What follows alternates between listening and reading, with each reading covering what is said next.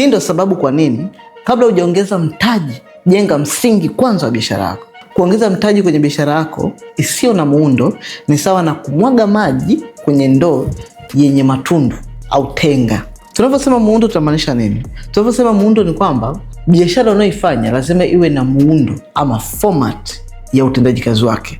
Na tunaposema muundo na format tunamaanisha umeisajili kama biashara yako kama nini? Umeisajili kama kampuni ama umeisajili kama jina la biashara ama unaiendesha tu?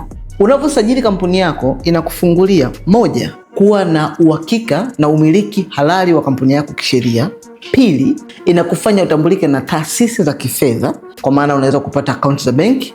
Tatu, unakopesheka, inakufanya uweze kuvutia wawekezaji kwenye kampuni yako ama kwenye biashara yako, kwa sababu ukishatambulika na taasisi za kifedha, it means wawekezaji kama vile watu binafsi, taasisi binafsi ama benki zenyewe. Na wawekezaji hawa inaweza ikawa ni taasisi ama watu binafsi ama kikundi cha watu fulani chenye fedha ama benki, kwa maana kwamba ukisajili biashara yako na kukopesheka, it means unaweza kutumia pesa za watu wengine kufanya biashara yako wewe na ikaenda na ukabaki na biashara yako na ikaongezeka maradufu, na pia ukaweka na vizingira sahihi ya kuweza kurudisha pesa zao. Pia kuweza kufanya biashara za kimataifa na makampuni mengine na kuweza kupata tenda za serikali, za makampuni, za watu binafsi na tenda za mtu yoyote huko mtaani kwako. Kuongeza mtaji kwenye biashara yako ni kuifanya pesa yako iendelee keep busy na sio kukuza biashara yako.